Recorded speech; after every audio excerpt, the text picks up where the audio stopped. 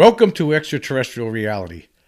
Here's my second live stream, and I want to talk about a bunch of different things today, and some of them include. One of the things I want to touch on is the way that a lot of people appreciate the things. So like I get a lot of messages from a lot of different people, and one of the messages that I seem to get a lot, and this is on my podcast.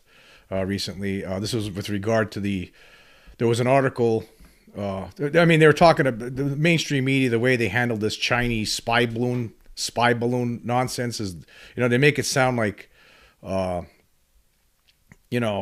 it's the reason that this, like, basically they tried to make it sound like this is, see folks, this is like an explanation for all UFOs. I mean, if we really had more data, we'd be able to prove that it's either balloons or something prosaic, and which is just not the case. I mean, based on my own experiences, I know this for a fact. I mean, I talk a lot about the object that I had seen in 1994, and there was just no way that this thing could have been man-made. I mean, anybody who would have been there, anybody else who would have saw this thing, would know that it was, that the thing that I saw back then was definitely not, it could not have been man-made. And somebody commented here, this was Kyle James Mellon, 1990. He wrote a comment on Spotify regarding this. And he said, love your passion, man. You know the truth via experience like myself, and you won't let anyone tell you different. I believe this is why you got your experience. I don't know. Maybe. I just don't know. What bothers me is the fact that, like, there's so many of us out there, and it's not just people who are not just experiencers. I mean, there's people who've done enough research to understand that there's something happening. And what bothers me is the fact that a lot of these people, they just, they're just, hold on a second. A lot of these people, they just don't, I'm just checking out seeing what's going on YouTube here to make sure it's streaming. A lot of these people, they don't, they make statements and there's no research behind it. Like just this past weekend with like on Fox News, or not Fox News, CNN, you saw Neil deGrasse Tyson again, and he comments about UFOs and the idea that there's extraterrestrials here, and he says, oh, he needs more proof than that. There's no proof for that. I don't know what you're talking about. Obviously, you haven't done any research, because there is proof. And, a lot of times, I actually feel bad on a lot of the times I have these podcasts, and I use a lot of language that I'm actually, in my regular life, like, I don't usually talk the way I talk, like when I'm on this podcast. I just want to, I call people dum-dums and morons, when I'm upset, when I'm angry about the situation, the way the mainstream media handles this, the way the most of the scientific community handles this, like, and I end up using words like that are no good, but I don't like it. In fact, sometimes I think, well, why am I talking like this? I don't like it, in a way, but at the same time, I always decide in the end, I'm gonna publish this, I'm gonna let it out there, because my hope is at some point that this is going to be, that these people who I'm calling dum-dums and morons and idiots, and I'm trying to get their attention, right? I mean, if you would think that if you're being called, what, this guy's calling me a dum-dum, maybe they would, that would give them pause, and maybe try to look into this themselves, try to maybe, okay, well, maybe this guy has on to something. Of course, right now, I don't have my following isn't that big right now, and I am certain, there are some people, probably, I'm certain that there are some debunkers out there that who I have talked about and actually made fun of sometimes, or expressed displeasure in what they write and what they say. Some of them, I'm sure, have seen the things I've said, but they're not going to they're not going to respond, because then that would just cause people to see what I'm saying. But as time goes on, right, when I first started doing this, I don't know how long ago it was now, a year and a half or so, when I first started talking about UFOs, I mean, I hardly had anybody paying attention to anything I did, right? And I really wasn't doing. I mean, as you go back and you see how I started out, it wasn't really as good as it is now. You get better doing this as you go along. I mean, this is only my second live stream, so I don't know how this is going to turn out. I'm going to try to make it better than the last time, and going forward, I'll try to make them always. I'll always try to make some sort of improvement. But the whole thing comes down to, I want to get their attention. And at some point, I do believe, like at some point, as time goes on, everything keeps growing. Like the people that follow me on the podcast, that number of people keeps growing all the time. Just on Spotify, I mean, it keeps, the numbers keep going up. On YouTube, I keep getting more subscribers on a regular basis. Sometimes I go backward. Sometimes I'll publish something on YouTube, or it seems like, and some people don't like it, and they'll. Oh, I'm not listening to that guy anymore.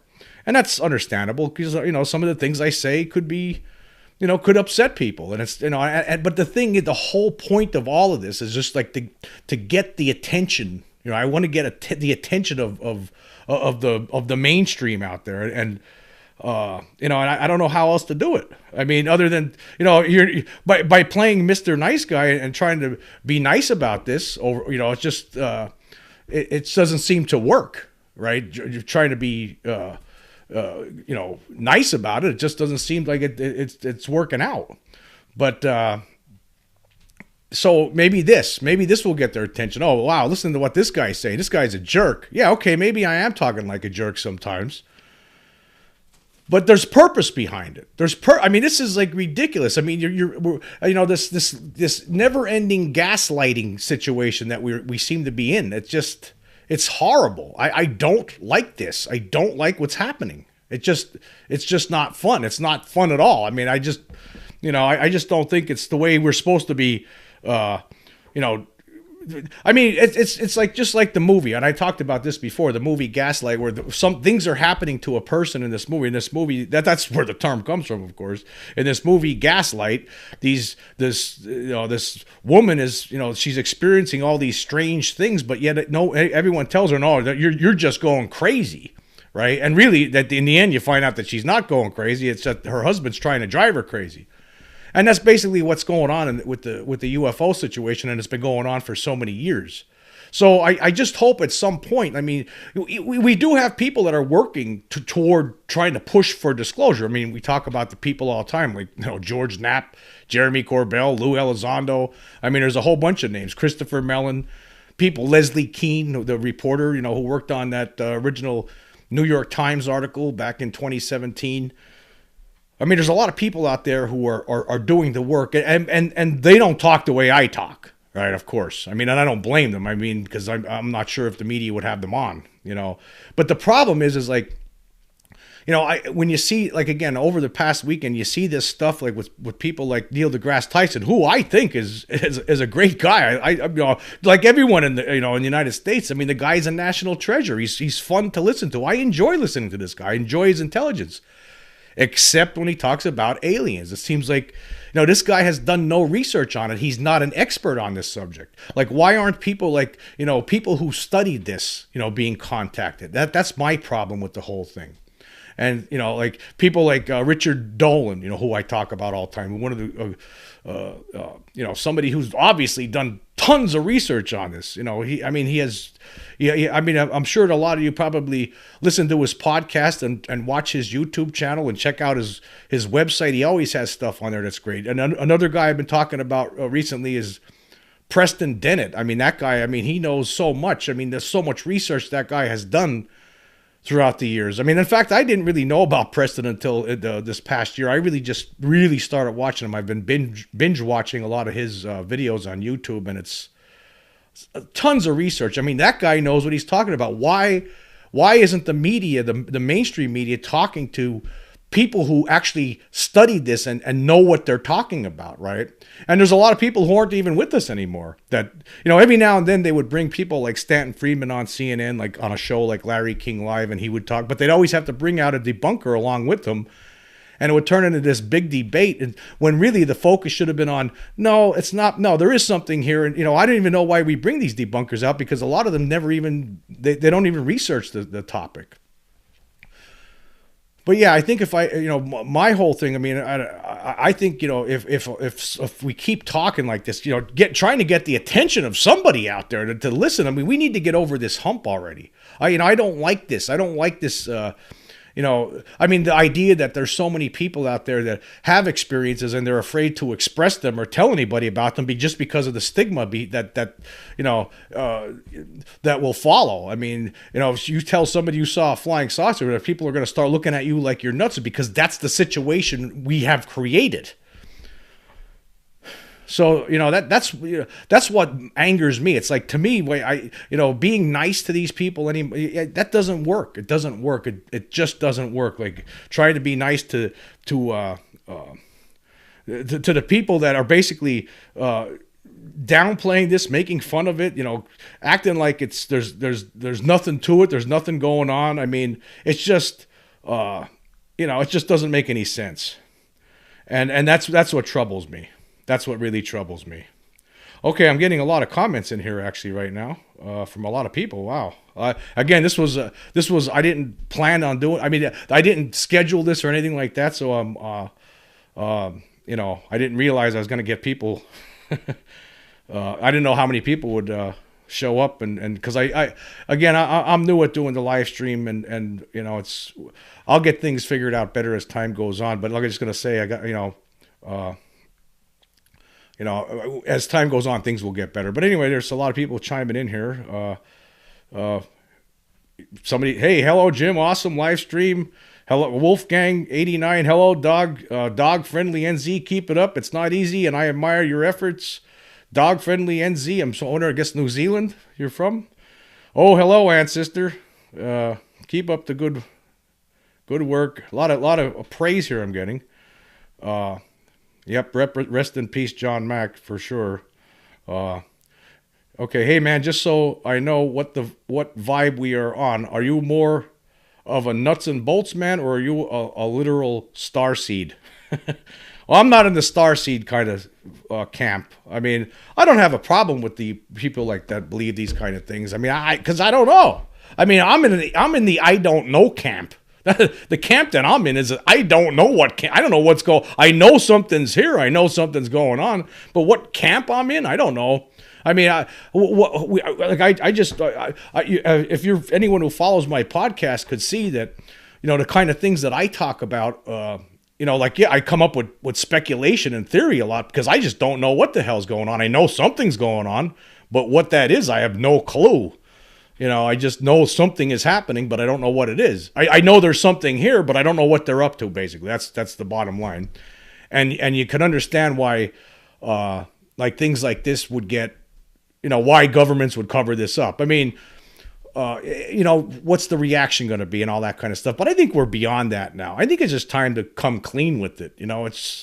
I'm just so tired of this game we're playing. It just, that's why I started this podcast up, when I started talking about it, my idea was like, I read articles, I read all these books throughout the years, about the subject, and I watched all these documentaries over the years about this subject. I had my own experiences, right? And I know something's going on, but yet we're like stuck in this trap of why we're not accepting it as a whole. Only some of us, right? And then there's some of us who are on the fence, and there's some of us who think it's completely crazy. I mean, actually, it sounds crazy a lot. I mean, this actually, to me, it sounds crazy, but at the same time, you can't deny it. It's like you can't deny it. I mean, a great white shark. I mean, when you look at it and the way a great white shark acts and the way it eats and destroys everything in its path, it just tears things apart. I mean, that's crazy, but you can't deny it. It exists. It's just the way things are. Let me check out some. I see I'm getting more messages here. Just call me dog. Okay, NZ. Here's somebody else. Rumash Lance says, last podcast you talked about a school incident from 1965. Where can I find more info on this? That's the Westall School in Australia. I mean, if you just type in Westall School, Australia, you'll find a lot of information on it. Actually, while we're actually talking about that, we'll go to that right now, actually. While I have the internet up here.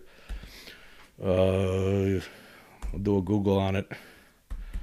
I believe I just did a search on this not long ago. Yeah, actually, there's a terrible Wikipedia article on this, and we'll go through the Wikipedia article. Actually, we'll see what it says here. It says the Westall UFO was a reported UFO sighting in Australia that occurred on 6 April. That's actually, excuse me, I made a mistake. 1966. You know what? I was thinking about. No, I guess I made a mistake. I'm sorry. You know what? It was the 1966. I erred. Actually, every now and then I make errors, and I got to make sure I correct them. So it was the Westall School is what I was talking about. So I made a mistake. It wasn't 1965. See, sometimes I'm a dum-dum, as you can see. But yeah, it was the Westall School incident. I don't know if any, but just I'm glad that was brought up because this was something that, I was just looking at this article here on the Westall School recently, and it's not a good article. I mean, on Wikipedia, a lot of times the articles on Wikipedia are highly biased against the extraterrestrial reality, and this article here is no different. Anyway, we'll just read the small report here that it gave. It says, at approximately 11 a.m. on Wednesday, April 6, 1966, students and a teacher from Westall High School, now Westall Secondary College, reported seeing a flying object described as a gray or silver-green saucer-shaped craft with a single purple U and about twice the size of a family car. According to the students, the object was descending, overflew the high school, and disappeared behind a stand of trees. Approximately 20 minutes later, the object reportedly reappeared, climbed at speed, and departed toward the northwest. Some accounts describe the object as being pursued by 5 unidentified aircraft. It was pursued by 5 unidentified aircraft because there was over 200 witnesses who were standing outside. See, these articles, I think sometimes they're either edited or put on here by the debunkers as an explanation. Like if you look up the Roswell stuff on here, I mean, you're going to get garbage. I mean, it's a total, on Wikipedia, like the story about the Roswell incident is absolute trash. It doesn't include any pertinent information. It's all pro-Air Force nonsense, right? So you got to watch when you read on Wikipedia. It depends on who put it there. Like here, like they focus on the skeptics all the time here. Here's a skeptic, Brian Dunning. The weather balloon is a likely explanation for the first half of the event. See, again, you love these people that aren't even there. Well, it was a weather balloon, but you weren't there, and they said it was silver and it was moving around, and not unlike a balloon. It's nothing like we ever saw before. In fact, all those kids who, just like in the aerial school, right? All those kids at Westall are all grown up now, and they're all saying the same freaking thing, right? As they did when they were kids. The one teacher was actually threatened. Right, the principal. Right when it happened, after it happened, the Air Force officials showed up, and actually some officials actually showed up from the United States military for some reason on top of it. And they had an assembly in the auditorium, and where the principal told all the kids not to talk about this. This was secret experimental craft. So, but skeptic Brian Dunning, oh yeah, it was just a weather balloon. They're always trying to explain it away. There's always something. You have to wonder about the skeptics themselves and the debunkers. I mean, sometimes I wonder, are they aliens maybe? Are they gaslighting us? Maybe they're like aliens in disguise and they're gaslighting us.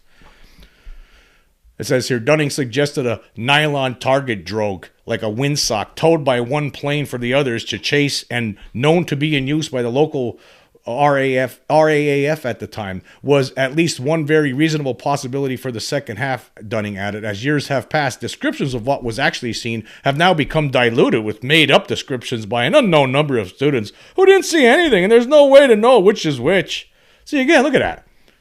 Again, this guy wasn't there, and he's just making stuff up. This is what gets me. This is why when you see me getting angry on my podcast, this is the kind of stuff that just burns me up. I mean, I get really mad. Uh-oh, message are being retracted here. Hold on. Message retracted? Message retracted? How come messages are being retracted? Haha, dum-dum.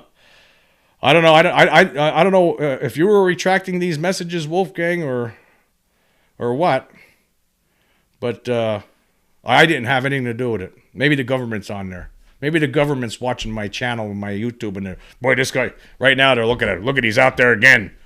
Look at this, Jim Quirk out there again talking about UFOs. He's telling them the truth. We better, let's start retracting statements from people. We'll get them. We'll get them mad at them. Maybe that's what's going on. Who knows? I'm just making that up. I don't really believe. I don't really care. Let's put it this way. I don't even care if the government's listening to me. Right? Good. I hope you are listening to me because I'm sick of my message to the Pentagon. Why don't you just send somebody out already and get this over with instead of playing this game? I mean, I hope, I really do. Honest to God, I know it's not happening, but I really wish the government, I wish somebody in the Pentagon or Majestic 12 or whatever the secret control group calls itself is actually paying attention to the things I'm saying and just comes out with the truth already. What are you doing already? Come on. All right, back to the comments here for a minute. Yeah, well, I don't know why you were getting your messages were getting retracted, Wolfgang. Did you retract them yourself, perhaps? Oh, you deleted them. Okay, I see. Okay, and Dog Friendly NZ says, I've never seen a UFO and was always in the camp of the universe is so big they must exist. Then in June 2021, I had an abduction experience that was as real as can be. Now I'm deep in the rabbit hole. Well, actually, you know what? Let's talk about rabbit holes. I think actually the rabbit hole, I'm glad you brought that up, but we could just keep moving from one thing to another. Like I get triggered by just words anymore. You could tell me something. Yeah, okay, rabbit hole. Yeah. You know what? Actually, the rabbit hole is if you don't believe it. The rabbit hole is not accepting this reality. That's the rabbit hole. You're outside of the rabbit hole now. You were in a rabbit hole. Now you're not in it anymore. But you did believe in it before. You were interested apparently. Then you had your own experience, and then, actually the rabbit hole people who are not accepting this reality, they're the ones in the rabbit hole, right? That's where the rabbit hole is. And because honestly, I'll tell you what, I really believe that. What I think is what's happening here, right, is that there could actually be, and I've talked about this recently on one of the podcasts. I mean, what could be is and I know it sounds crazy, but there could be an infiltration within the government somewhere. There actually could be. I don't think that's again, it's pure speculation, but again, because they don't tell us anything, that's what else could you think? But yeah, the reason, just getting back to what I see, I get off track sometimes. Here's trigger word, Doty. Oh, yeah. Yeah, see, I have a problem with people like that. I mean, there's certain people I find interesting, but at the same time, how could you trust? I mean, maybe he's legitimate with the things he says, but how could you trust with the past? I mean, the fact that they basically drove some guy nuts on purpose, I don't like that. I don't like that at all. Yeah, that's sad. Okay, I'm going to go to jump over to some of the YouTube comments I've received recently. Let's see. Yeah, sometimes I actually, some of the people that listen to me sometimes, I think they get mad at some of the things I say. And then they go away. Yeah, and I don't, that's just the way life is. That's life, It's revolving door sometimes. Okay, Lord Humongous says, maybe they are trying to figure out why we are the way that we are, holding money and greed obvious, our own extended survival. Yes. You know what? Yeah, that's the one thing, I was talking about that the other day about greed, the way the human race is. I mean, and the way, that was one thing.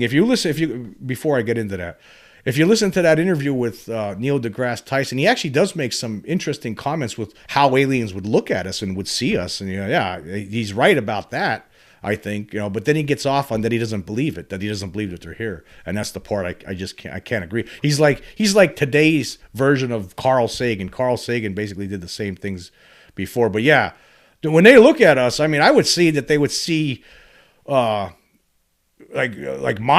With the way we act to each other, we are monsters. I mean, you look at the news all the time; it's very depressing. I try to stay away from it, but you can't. Every time you open your phone, and you look at the first thing you see, you go on the internet. I mean, there's like violence.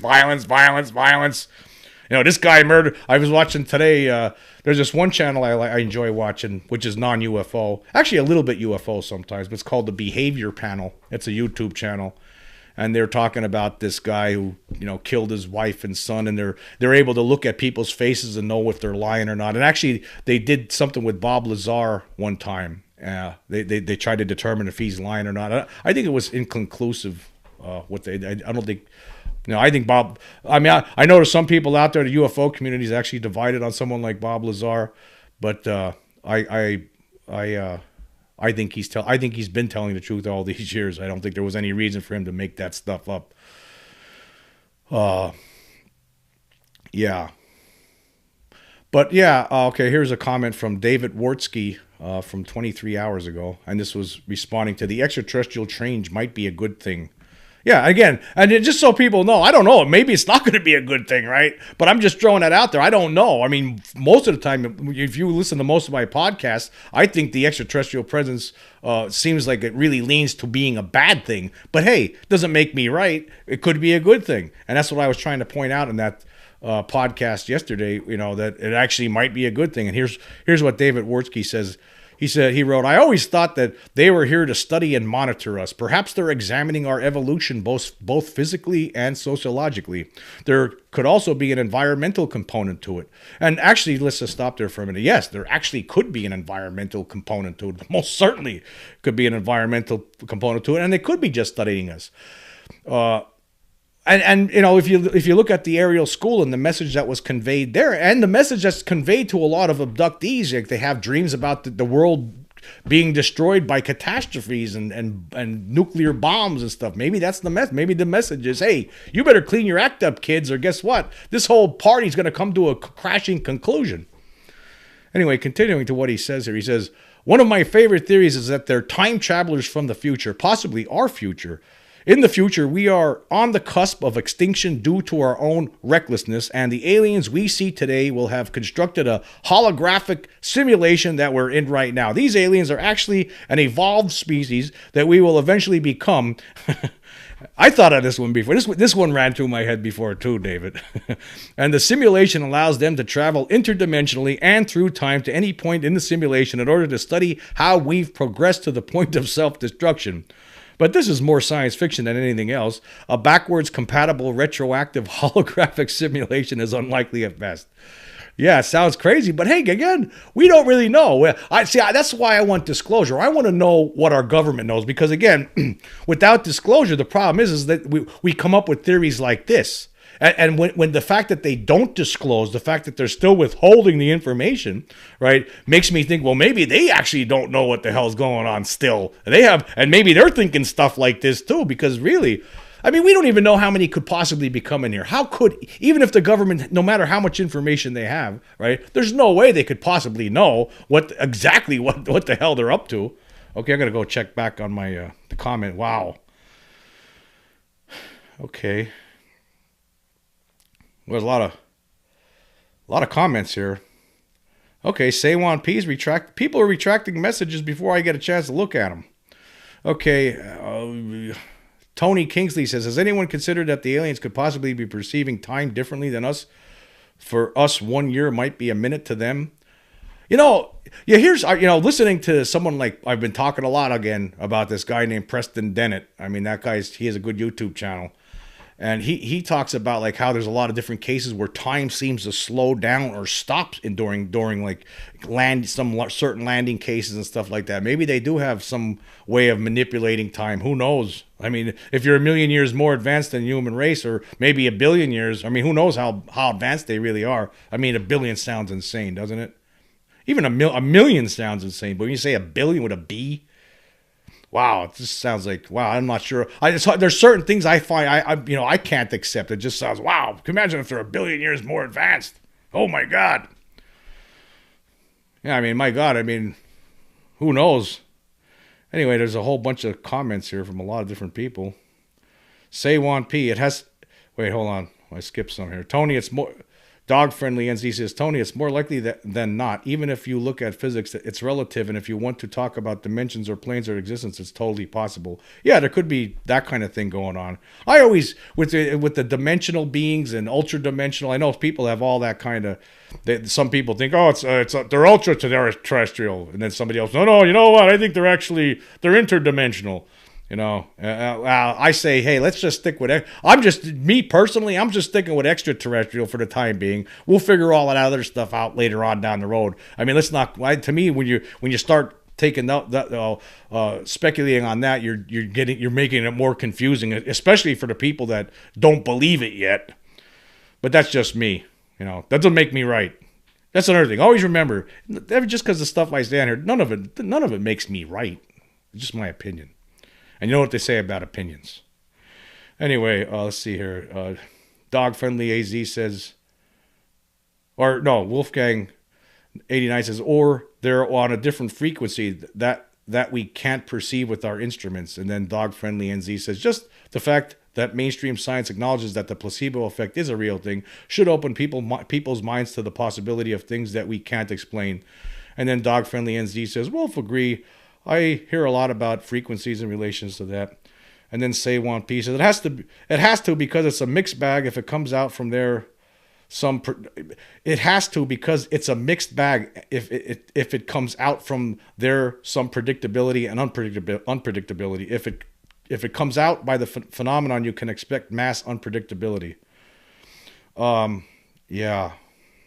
This is it's a very complicated situation. So again, regarding on what these beings are and what they represent, whether they're, how they're getting here, what they're capable of doing. Are they interdimensional beings? Could they manipulate time? Could they time travel? Could they go into the past, the future? Could they go in any time period they want to? Could they stop time? That sounds like a Twilight Zone episode. In fact, there was a Twilight Zone episode where a guy had a stopwatch that was able to stop time, and then he was able to walk around, and everyone was just frozen in place, and he was able to do whatever he wanted, and then click time back into place again. And of course, I don't know if anybody remembers this episode. At the end, he dropped a stopwatch, and everyone was frozen in place forever. So, but that's the Twilight Zone. That's not real. But I believe that we just don't know. That's my position is. I don't know where they're coming from or how they're getting here or what they really are. I just want to stick. My personal feeling is, I think they're extraterrestrial. There's some people. There's all kinds of different physical evidence and stuff of these things being here, right? It's not just landing there's traces where they land. There's, so they're here. They're physical. They're not like spiritual things walking around. They're actually, their craft is heavy. They, sometimes they leave footprints. They have odors. Some people report smells.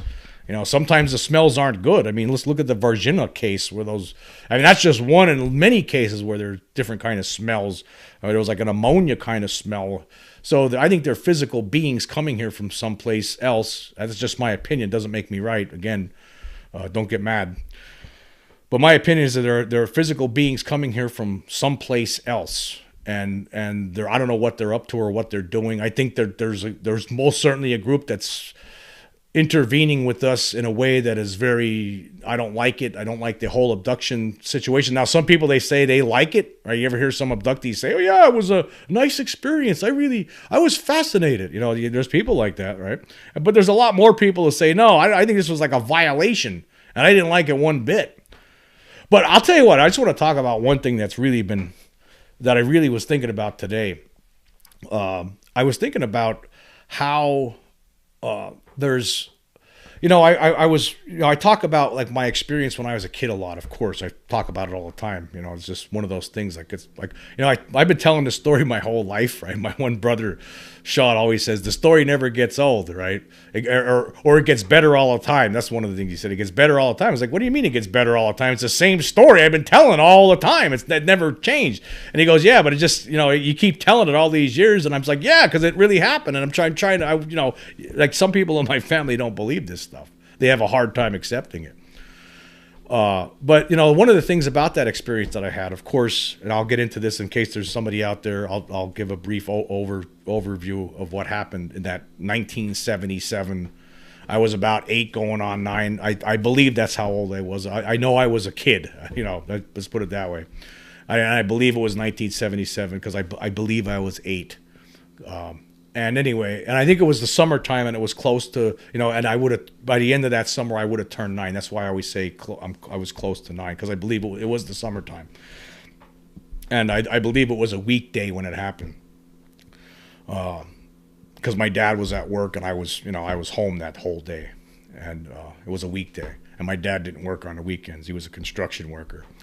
But anyway, what happened that day was, that night, actually, I woke up and, I'm laying in my bed. I had the cover over me and I could hear this humming sound. Like, it was like something like an electronic transformer or something. It was really loud and overpowering. And of course I could see, I had this thin blue blanket and I was pulled over my head, and I could see clearly through this blanket, the shadow of this arm, and the arm was moving above my head. And the hand attached to that arm only had 3 fingers, and the fingers were like thick toward the bottom, and they came to points, and it was a smallish type of an arm. There was something there, right? There was some being was there in the room, and it was doing this, right? And this was in the attic. I was sleeping in the attic in this house that we lived in at the time.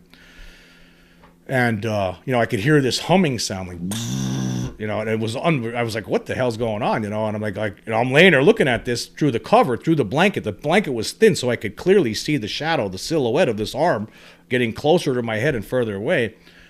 And I was afraid to look. I didn't want to look, of course, because, I'm thinking in my head it was like a demon or Satan or something like that at the time.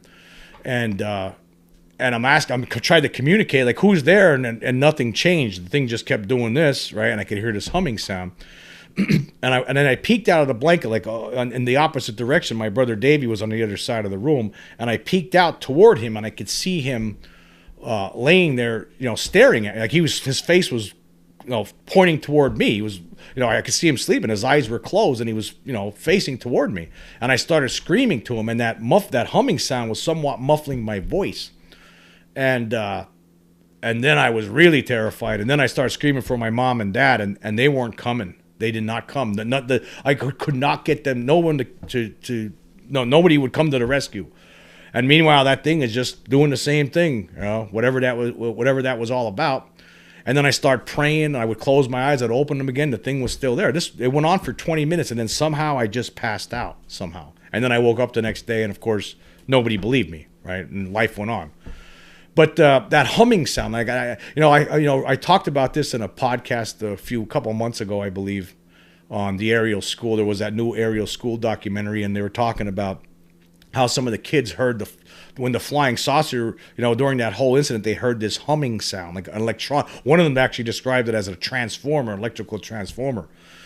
And I've been watching a lot of different things recently. I'm trying to, get as much information about this phenomenon as I could. And I've really seen a lot of different cases recently where a lot of other people, actually during abductions too, not just during flying saucer incidents, but during abductions where people, today I saw some more where some people were like, during the abductions, there was like this buzzing sound. And I'm assuming it must have been like similar to exactly to the thing that I was hearing.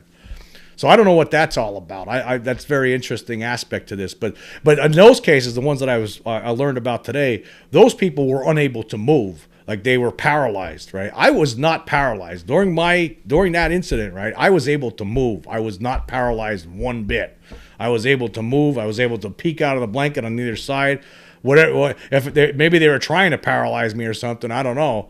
But I was not paralyzed during the incident that I had with the abduction. But I just think that that's an interesting aspect of it. Like, I wonder what it is. I mean, was it the flying saucer? Because I was in the attic. Was it the flying saucer, like, or whatever the craft that these things came in? Was it floating right above the house or something? Was that what I was hearing? I don't know. I mean, it was I never heard anything like it. That was the only time I ever heard a sound like that. That sound was the only time I ever heard that sound. Like I said, it was like similar to what those Ariel School kids described it as, like a buzzing sound or like bees, something like that. All right, now I'm way behind on the comments, so here I'll go check it out. Wow, there's a lot of comments here. Whew. Did you see Russia shooting down a drone UFO from Rumishlands? No, I did not. Wow. There's a lot of stuff here. I'm not going to be able to go through all of this. But this is good. I'm really glad to see this. This is great. I didn't know I was going to get this kind of response tonight. Here's what somebody says. NZ says, yep, the buzzing is like a generator that hums. With me, I went from low to high. I think the hum is when they are focusing on you.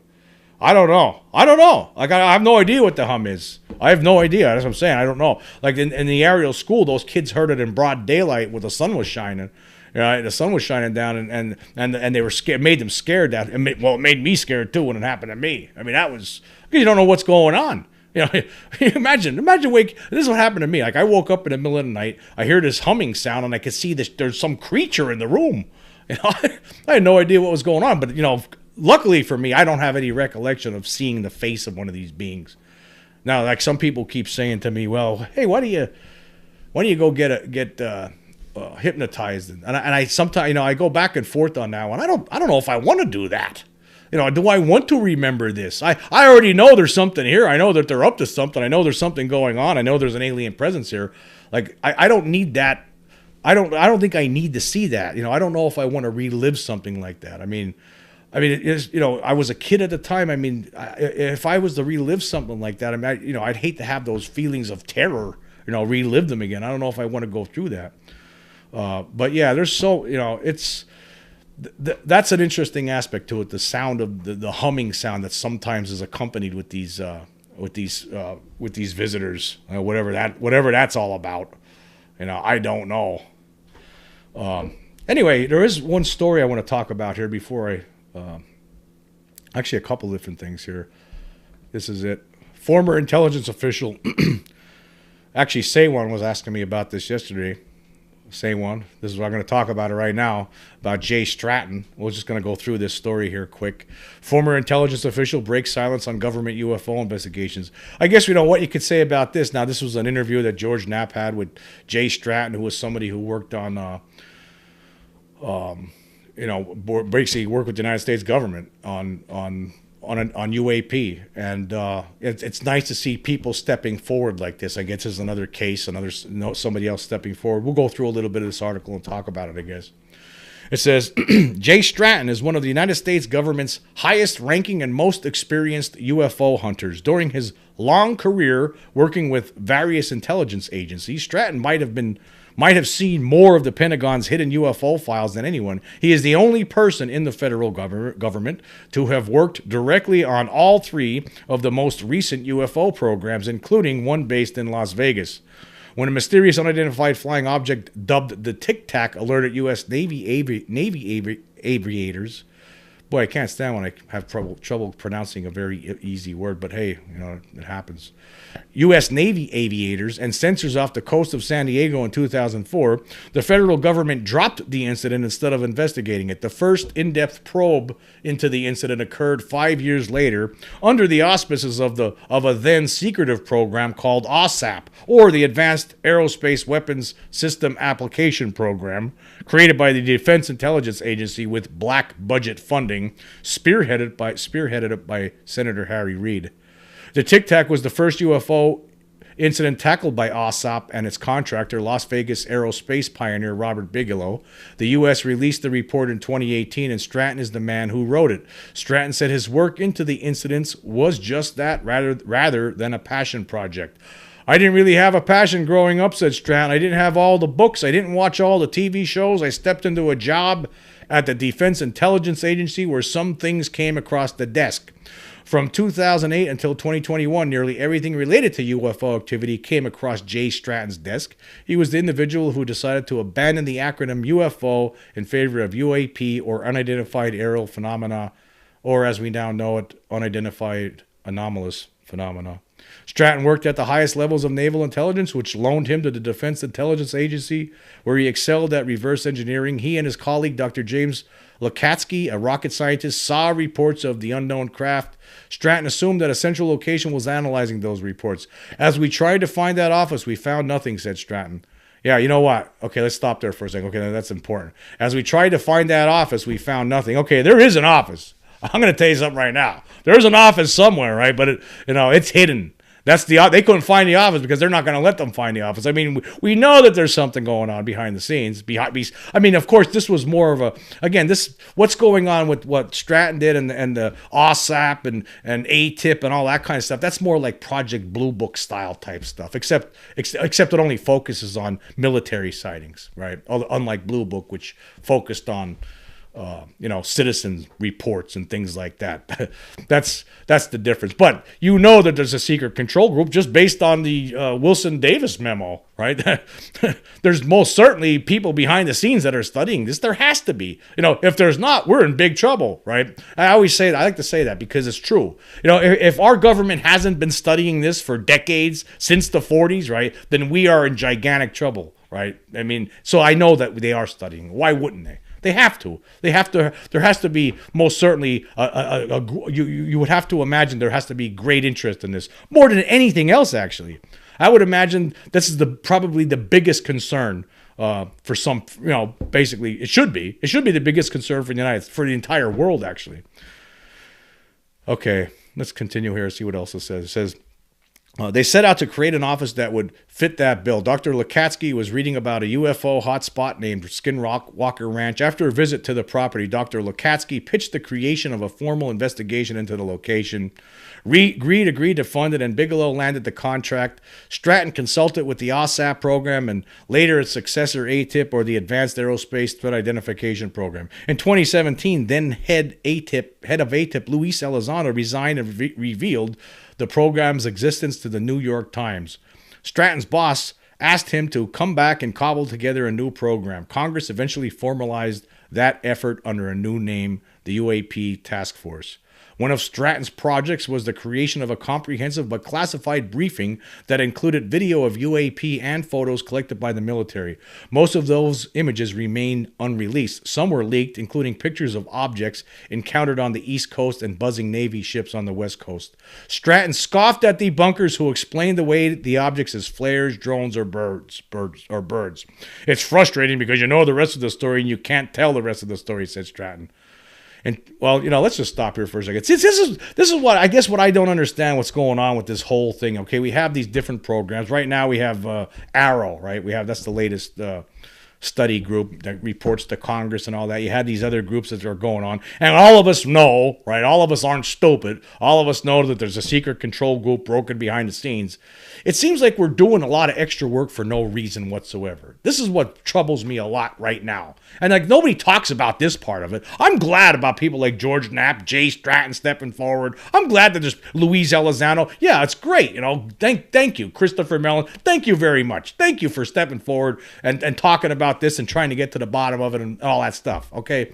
Endless thank yous. However, at the same time, why do these guys even have to do this at this point? Okay, we are at a point now, like the secret control group needs to give it up. Why waste everyone's time? They have to have been studying this since 1947. They actually have all the data that that the rest of the world needs. Why do we have to have scientists like Gary Nolan and Avi Loeb and all these other people do all this other research? Basically, you would think that it's repetitious, right? I mean, that doesn't make any sense to me. This is what drives me crazy about this whole situation right now. This is why I keep saying, like I don't understand what we're doing. Because it's like, yeah, this is great. And I'm glad we're taking this route. And, I mean, what are we doing, though? And at the same time, it seems like we have the whistleblower stepping forward at the same time. Now we have that going on. It's almost like there's things working at cross purposes and things. It just doesn't make any sense to me. Like, why? Who is this secret control group? Why aren't they just stepping up and saying, okay, the cat's out of the bag enough now. Here's the truth. That's what we need. Instead of putting all this people through all this trouble, having all these congressional hearings and all this stuff, having this stuff right here. I mean, it's great and everything, but at the same time, why do we have to do this? I mean, you would think that there had to be secret scientific studies already ongoing for decades. In fact, we know there has to be. They already have a lot of data and information. They already know. They have recovered craft. There's no question about it. And that's what drives me crazy about what's going on here. You have like certain sections of the government still acting, we don't know what they are. Even though we know that secret control group knows that for a fact that it's extraterrestrial. This is what drives me crazy about this whole situation. It's like it's so dumb. So then, of course, I'm going to, as I continue talking about this right now, this is what gets me angry when you start thinking about all these things and you have and then on the top of it, the useful idiots, the debunkers, all that stuff, right? Just putting, throwing more stuff into to confuse the world even more, right? It's already confusing enough, and that's why I get angry and I say, dumb, moron, idiot. All right, better calm down. All right. Anyway. Yeah, Stratton said it was frustrating. Well, I say it's frustrating. It's frustrating, and it's frustrating in a lot more ways than even Stratton's saying. All right. It says in 2021, Stratton left the UAP task force, but only after his work formed the basis of a stunning congressional report. Of 144 incidents the task force investigated, 143 were considered unidentified. Stratton and Chief Scientist Dr. Travis Taylor now work for Radiance Technologies, a defense contractor with offices in 17 states, including Nevada. When the two appeared in the audience of an Alabama UAP conference in the summer of 2022, UFO circles inquired about what Radiance Technologies might be up to. Stratton admits that there are more questions than answers. And of Of course, there are more questions than answers. There's most certainly more questions than answers. Hold on, I'm going to check out the chat, see how things are going here. A lot more comments. There's so much here, folks. I'm not going to be able to go through all of them, I don't think. But I'm going to go through some of them. Well, welly, well. Love that you're throwing down some live pirate signals, brah. Some live pirate, yeah. Speaking of pirates, I was watching, I don't know if anybody watches Turner Classic Movies. I think it's one of the best channels out there on TV. They have a lot of great old classic movies on there. And I was watching some old pirate movie. I watched this movie the other day, Blackbeard the Pirate. Wow. That was really, really good, actually. But anyway, yeah. I love the way that, yeah. But yeah, I get angry at this stuff. I mean, we all know it's like we're being treated like damn fools or something all the time. This is what, I mean, I don't know what's going on here. I don't know what else I could say sometimes. I don't know. I go through one thing, another. Okay, let's talk about today. I'm going to talk about Jay Stratton came out of the shadows and is going public now, which is great. I think it's fantastic, right? I love that these kind of things are happening. But then, like I just said, at the same time, why do we have to do this? Why do we have to do this? I don't know. I mean, because we already, that there's a group already that they have to know something, right? Again, if they don't, then we are in gigantic trouble. And I don't think we are. I mean, we might be in gigantic trouble no matter what, right? But we would be even in bigger trouble, I think, if nobody's been studying this for 75 years. But we all know the way the government has been handling this. We all know that they've been lying and gaslighting and stigmatizing this thing for all these years. We know that. We're not dumb. Some people are dumb. Some people are dumb. But we're not. We're smart when it comes to this. I mean, of course, I'm sure I'm dumb in some aspects. But when it comes to this, I know I'm being gaslighted. So yeah, I don't know. I don't know what to say other than, yeah, I'm happy about it, but at the same time, it's troubling because it's like it's like we're starting all over again. It's like basically all the secret study of this that has been going on behind the scenes over the decades. These alleged crashes and stuff like that. Some of them are definitely crashes, right? I think that for one thing, Roswell is a definite one. I think the Kingman one was definite. I mean, we have people that talked about it. There was so many people that talked about it, especially Roswell. And now it looks like that one from 1948, I believe it was, the Aztec case. I mean, that's another interesting one. There's been a lot of research done on that in over the last decade or so. And, Richard Dolan talks about it. There was a husband and wife team that investigated this. I can't think of their names offhand right now. But, to me, right, that sounds like it's likely based on the evidence that they've so that they've been studying this for a long time, so they know that they have to know something, right? So why put other scientists, why not why make other scientists look at this and study this when you already have the information? That's what's driving. At least they have to have some information, right? Maybe they don't know everything about it, but they have to have something, right, that they could share. I mean, that's why disclosure would be important, because you could say, okay, yeah, we've been lying, and this, we're sorry about lying, and here's all the stuff we collected over the years, and here's what we don't know, and then we could take it from there, rather than basically people like Jay Stratton or all these other people that are been studying this for years, basically starting from scratch, right? Basically starting all over again when they could be starting from further down the line based on what we already have hidden from the public, if that makes any sense. Okay, hold on, let's see. What are people saying? You need to read the Stratton Liberation Times. Okay, I'm going to go there right now. Say1P is demanding. He's demanding. He said it 3 times, folks. You need to read the Stratton Liberation Times article. Okay, let's go there right now. Liberation Times. Liberation Times.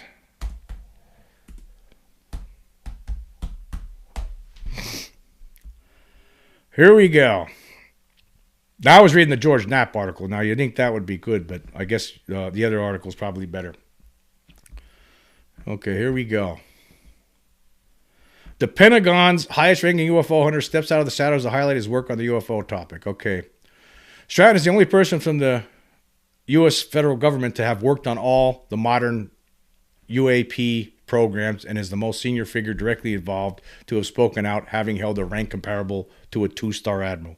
Speaking to the NAP on his approach to the UAPTF, Stratton spoke about the importance of trust. We're already 70 years behind the power curve for trust, right? Because everybody says the government's lying to us and that the whole Blue Book thing and the whole Roswell thing killed trust. Now, I just want to say, I did see the video on this too. Of course, he didn't get into everything in the video in his article. Regarding his investigation approach, Stratton later added, I kept an open mind, a skeptic mind, whatever you want to call it, looking for something that can answer this in all the means that I had to chase that.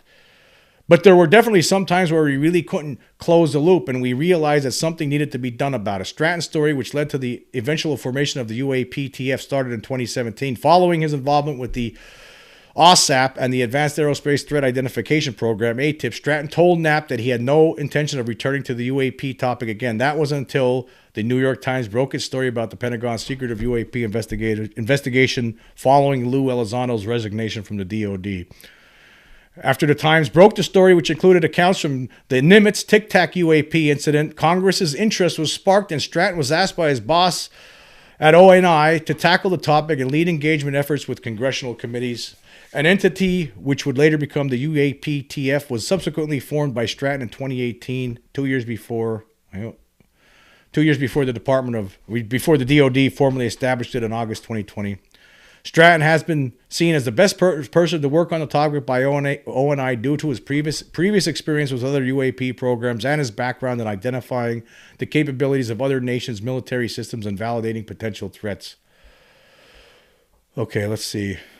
We're going to skip through some of this here. Providing some context on Stratton's importance to the UAP topic up to this day, George Knapp told Liberation Times, Stratton was the United States government's top UFO hunter. He conducted the first in-depth investigation of the Tic Tac case and is the only person in the entire government to work on all of the major UFO probes, including the DIA's ambitious program, its successor, ATIP, and then the UAP task force, which he created, organized, and directed before it was formally authorized by Congress. Okay, we're going to skip forward to some of this here. Liberation Times has confirmed with Jeremy Corbell that some of his photographic and video releases were also contained within the audio and visual report generated by Stratton and UAPTF, including the Mosul Orb. However, Corbell was keen to stress that none of the materials or information ever provided to him originated from Stratton or UAPTF in any way. Okay, hold on a second. There's a lot of stuff coming in here. Okay, you have to give me a second here to catch up. Okay, the importance of somebody like Jay Stratton coming forward for the first time in both name and face is that it's a key milestone for the UAP topic and our U.S. government earning back the trust of the American people who have been lied to for generations. This is something that, by the way, Corbell said. I love when people just call it out for what it is, right?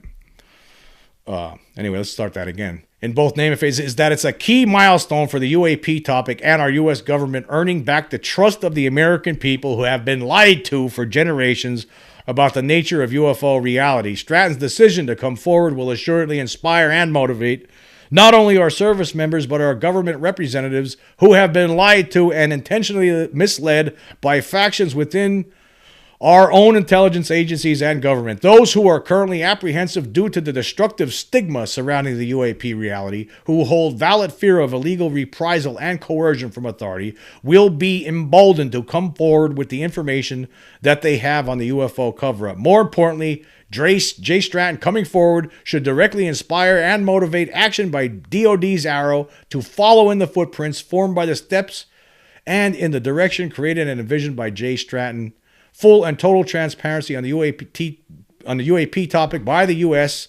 to the American people who they are elected to represent it. Nothing less will be accepted by the American public. Later in the interview with Knapp, Stratton commented on the need to effectively and accurately communicate efforts led by the UAPTF. Hold on a second. I want to stop here for a second, though. I want to talk about what he's been saying here. When Corbell says, those who are currently apprehensive due to the destructive stigma surrounding the UAP reality. You know, that's the thing about this whole topic is the stigma. You know, the first time I told my story publicly, those incidents, the incident that I had when I was a kid, and the incident when I saw the alien being, and the 1994 sighting, you know, during that fishing trip when I saw a UFO, you know, me and my one buddy saw a UFO up close, right? The first time I really talked about that publicly was in the early 2000s. I think it was 2002 or maybe 2003. I'm not sure. One of those years. I have the article somewhere. I have to dig it up. It's in a box somewhere. I wrote a couple articles, plus I wrote a big column, and I was working at a newspaper in Iowa called the Hawkeye at the time, covering county and city government. And the first time that first article that I wrote, the whole point of the article was not only just to tell those stories, but I at that time was saying the people who don't believe it. At that point, I was saying back then that the people who don't believe it, they're the ones who are crazy. I started saying that back then. That was the first time I said that publicly. And you could find that record out there. It's on the Hawkeye, I'm sure, in their archive somewhere. And I do have a copy of that paper. So that's over 20 years ago now, or 20 years ago, about 20 years ago.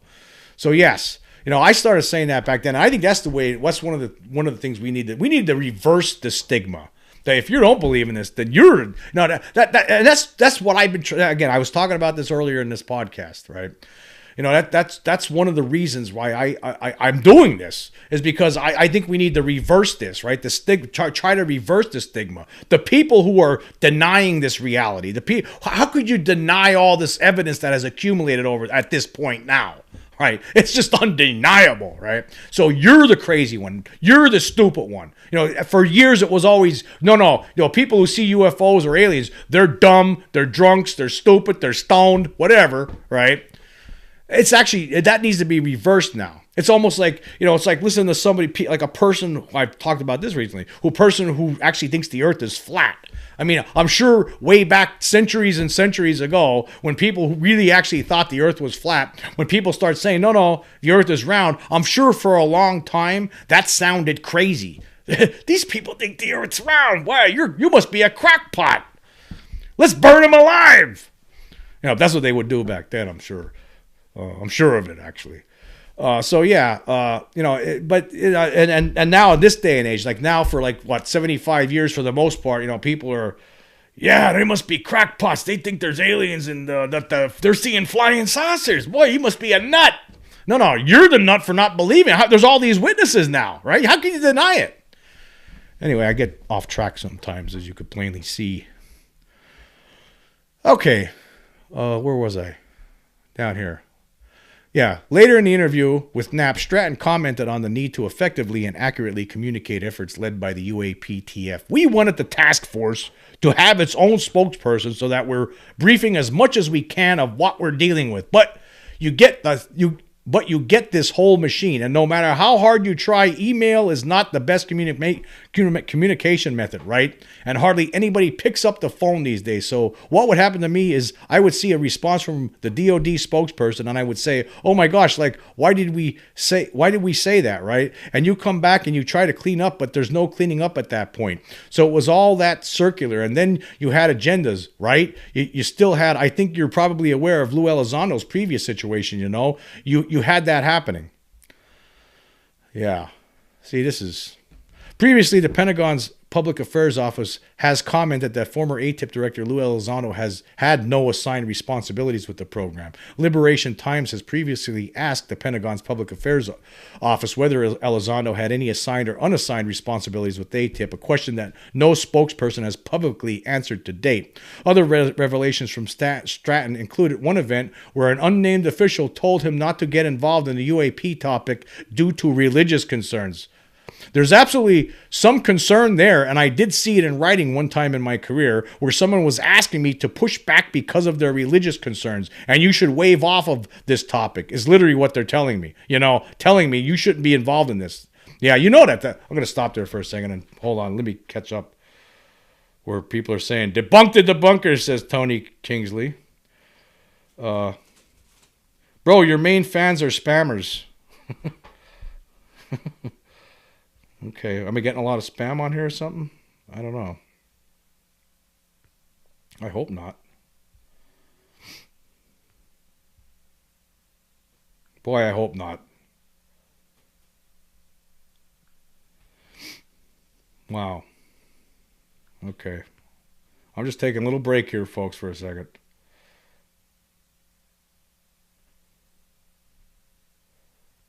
Not a good look. Stratton admitted Roswell is real low key. Yeah.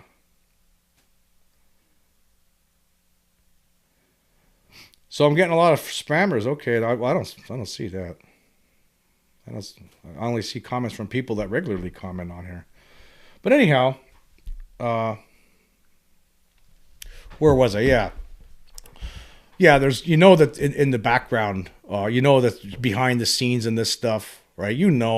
That there's people that have are using their religion. There's some people who I know some people personally who are like insanely religious, right? Where that's all they talk about, and it's hard to talk to someone like that, and and it's and if there's people like that working in the Pentagon and that have control over certain things, and they don't like the idea that there's an extraterrestrial reality. If there's some people in the evangelical community particularly who are against this whole idea of anything other than human beings in the universe. They like to live by this other idea. So they don't like that. So I could see it. You could see that could be part of the reason that's been holding this back for all these decades. I mean, it could be. I don't know. I don't know. I'm not sure about that. I mean, if the secret control group has to know for a fact, right? I'm not sure if would be anyone in the secret control group, which, I'm not sure who exactly is Stratton talking about here. Like, was this person, these people with the religious concerns, are they someone from the secret control group, or are they just someone from the Pentagon who just doesn't like the idea of extraterrestrials being a reality and wouldn't believe it even if they were shown the proof? And then here, I'll read the rest of this article. It says, the interview, which was presented by Corbell and Knapp throughout the show, forms only one small part of a larger in-depth filmed interview that they did with Stratton, with further clips expected to be released in the coming weeks and months. And that's pretty much it. Whoop.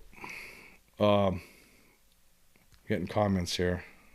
Or getting messages from the outside world. And that's, we can't have that. No messages from the outside world right now. While I'm trying to focus. Basically, my girlfriend sending me some text messages here, and that's gonna have to be, that's gonna have to wait till later. Later. Anyway, yeah. Where was I? Oh yeah. See, this is what happens when the outside world tries to break into this, into my, thought process here, and it screws everything up. But okay, yeah, regarding I was talking about the religious stuff and all of that. Yeah, you're gonna have that. I think that's in everything, though. I mean, that's throughout life, in every corner of life. I mean, in anything. I mean, you see it right now. It's in the mainstream a lot. There's people trying to control people. They want people to follow their religion. They want to bring religion into politics. And I'm sure that there's some people within the Pentagon that feel that way too. I don't think a majority of people do. And there are people who are very religious that aren't like that too. I mean, I know a lot of people who regular churchgoers, and but they don't have a problem with the alien reality, right? So I mean, I think it's a small percentage of religions, but obviously some people in high places in the Pentagon are obviously concerned about this and don't want us to go there as a human race, I guess. But I'm this is good stuff. But again, it comes down to the stuff that's going on with Stratton. I mean, there is a battle obviously going on within the Pentagon. There are different factions that are trying. You see it. These anonymous sources that have been contacting New York Times and stuff like that in recent months, like trying to downplay the whole thing. Yeah, it's all Chinese spy drones and balloons. That's it, and garbage floating around. You have that going on, and then you have other people coming out like this and telling you this stuff. No, we don't know what it is. No, there's a lot of with that recent report. The 366 objects that we were talking. that over half of them are explained. Well, those other half, I thought there was, I thought the Congress, didn't they specifically try to tell the Arrow, the Pentagon, hey, we're not concerned about that stuff. So why are you, they focused on it anyway. They focused on it anyway. They held on to that report for months for whatever reason. And then when they finally released it, they focused on the stuff that they could identify anyway. That's not what we're talking about here. Again, it's like gaslighting. Again, who cares about why are we talking about Chinese spy drones or balloons or anything like that? No. We just want to talk about the stuff that's been going on for decades. The stuff that's obviously extraterrestrial. Like that's where I'm getting at. You know, why don't we just talk about the stuff that's obviously extraterrestrial, right? So, yeah, I don't, I don't like where we are. I want us to be further. I know a lot of people say, you know, you should be happy if, you know, since 2017 with the Lou Elizondo and Christopher Mellon doing all this stuff. Yes, I'm very happy. I'm very grateful. I think what these people like that, George Knapp for years has been doing, Jeremy Corbell for years, right? I'm very happy about all the direction we're headed. But at the same time, it seems like we could just end this tomorrow. This whole thing should be ended tomorrow. Let's stop. I want to know more before I go kick in the bucket. I guess it comes down to this. There's a little selfishness involved here, right? Before I go kick in the bucket, right? I want more information. I want real data, right? I want to see like reports on what they learned about the bodies that they recovered in crashes and stuff like that. That's what it's just this, you know, I just want more information. I want to know how many do you think are coming here? They would have to have some idea, the secret group that's been studying this for years that most certainly has information, most certainly has documentation that they could share with the public, but continue not to. That's the kind of stuff. That's why I want this. I want more information. I just want to know more. And the only way to know really more, you're not going to get it from just listening to abductees and witnesses who see things on the side of the road, right? When they're driving around, or even people like me. I have a lot of questions with no answers, right? I want the people that have actually been studying this for 75 years to start giving us that information that we know that they have. And I want the media, right? The mainstream media and the scientific community, right, to start at least doing this much. And I talked about this yesterday, I think, or the day before. Right, at least do this. At least start calling it the apparent extraterrestrial presence. You know, apparent. The word apparent. It either means it's something is or something might be. So it's a good word to use. You could use the word apparent. It seems apparent that there's an extraterrestrial presence here. If we're able to at least nudge the media and the scientific community at least to say that much, that would be at least a start. I mean, that's where we need to go. That's why, I mean, I feel like we're too static sometimes. We're like stuck in like, it's like you're walking, like you ever have a nightmare where you're like stuck in mud and you can't, or cement or something, you can't move. That's what it feels like sometimes. I want more stuff. I want to see more stuff. I want more action. Anyway, I'm going to check the comments out here one more time, and then we're going to call it a day on this one. Welcome to the chat. The classified to the public physics knowledge is, this is from Vapid Engage. The classified to the public physics knowledge is why I believe it is mainly covered up in SAPs, standard operating procedures. That's from Vapid Exchange.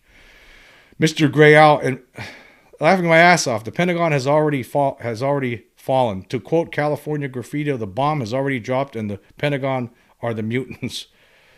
Palmer Murphy says, where's the 23-minute UAP video that Lou Elizondo says is clear and unambiguous, and they aren't congressional committees demanding to see it? Yeah, there is one. Lou did talk about a video. One video is I remember in one of the interviews, I'm certain he talked about that the actual government actually has video where you could see the alien beings operating craft. You know that they have stuff like that. You just know that they do. Right? They're just not sharing that stuff. I mean, luckily we got some of those videos. I believe that gimbal object, to me, that's a flying saucer. I mean, that's what it is. I mean, I know a lot of people want to focus on the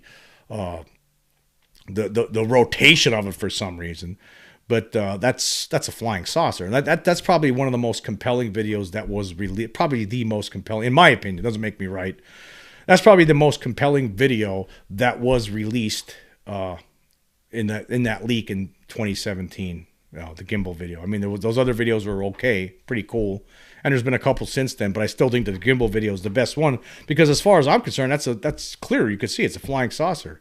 Right? And I know there's a lot of people debating this and pretending, oh, we don't know what it is, or no, it's a flying saucer. And you hear the guy talking in the background, the people talking, well, I don't know, all shocked about it. There's a whole fleet of them. Right? That's kind of stuff we know it goes on. We know it's been going on. There's been so many reports, not just military. I mean, in addition to the people having over the decades, in addition to people having seeing things and encountering beings and landings and abductions and all kinds of cattle get immune. In addition to all of that stuff, right? I mean, the military, they've been dealing with this too. Probably more so than we even realize, actually. Anyway, I'm gonna wrap this second stream up for today, and I want to thank everyone for joining me and talking and giving me some comments on this, and thank you very